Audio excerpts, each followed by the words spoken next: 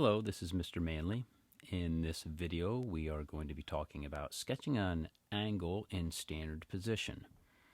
In trigonometry, whenever we are talking about an angle, we want to think about being able to take that angle and place it on to an XY axis. And then from that position, we would talk about the measure of the angle from the positive x-axis. So how much, what is the measure of that angle? The way I've drawn this angle, rotating in a counterclockwise direction, is going to be considered a positive direction. So the counterclockwise direction is considered the positive direction, and then of course the clockwise direction is considered a negative direction. What we're being asked to do here is sketch this angle in standard position.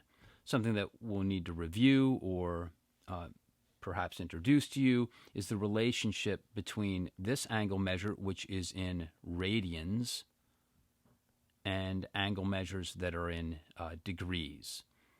So first, at the outset, we just want to say that there are 360 degrees is equivalent to 2 pi radians. And that 2 pi number should seem familiar to you from like when you learned just in geometry or probably even before that the circumference of a circle is 2 pi r. So we are recognizing that 2 pi number. And 2 pi is how many radians there are in a circle. And it may help you to conceptualize that and understand that and not think that it's too strange to be talking in radians if we take into account that radian is really synonymous with radius. So when I say that there are 2 pi radians in a circle, I'm saying that there are 2 pi radii. And if you think about that, I think there's another thing that probably most people know, anybody who's watching this video, would know that the approximation of pi is 3.14.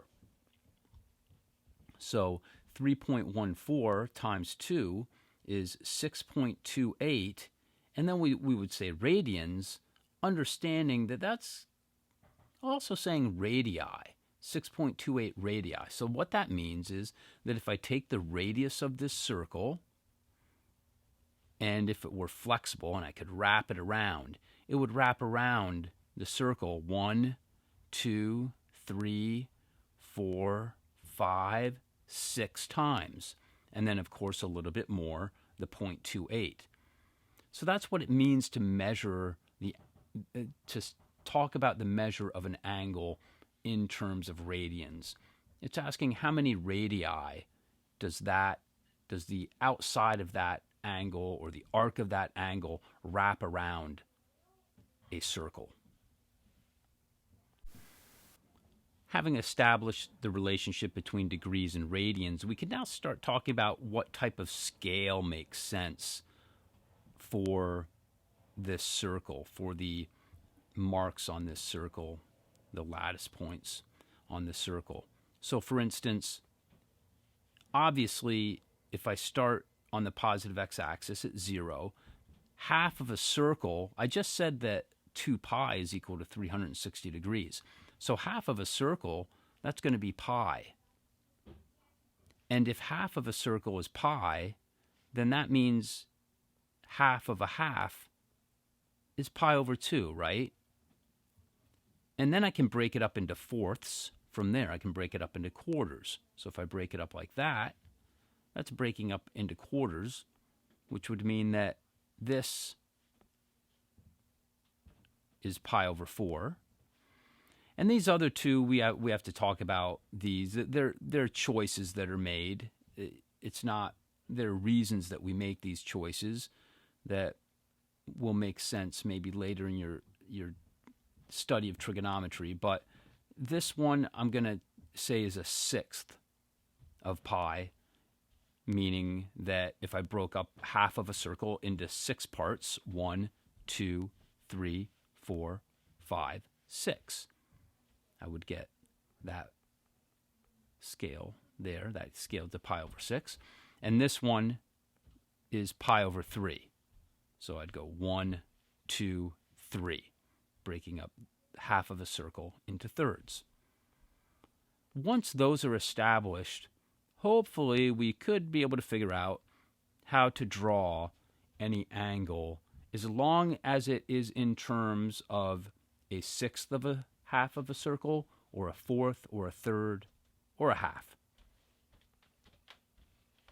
So taking this one, 5 pi over 3, I see the 3 here, and I see the 3 here. So I'm going to be talking in thirds. And there's 1, 2, 3, 4, 5. 5 thirds. That's 1, 2, 3, 4, 5. And that's where we're going to draw the angle, or that's how we're going to draw the angle in standard position, right there. So that's where I would want to draw that angle, and that's saying that starting at the positive x-axis, I rotate around this much to get to the angle of 5 pi over 3. Let's see if we took another measure. Here I'm going to go with a negative angle. So I'm taking a negative angle, and I'm going to do pi over 4. It is a multiple of pi over 4. So going in the negative direction, so here's the angle starting at the positive x-axis, and if I rotate that way, that's in a positive direction. So I want to rotate this way in a negative direction. And I want to do 7 multiples of pi over 4. So here's pi over 4 in the positive direction. So obviously in the negative direction, pi over 4 would be right here. And then I want to do 7 of those. Rotating, there's 2 of them, 3, 4, 5, 6, 7. And that's where I would have negative 7 pi over 4. And that means I'm rotating like this and ending up at this point here. When we write this in this standard form, wherever the angle ends up, we say that that is the terminal side of the angle. Terminal. Starting at the positive x-axis always is the initial side. So the initial side of the angle is always at the positive x-axis. And that is how we draw angles in standard position.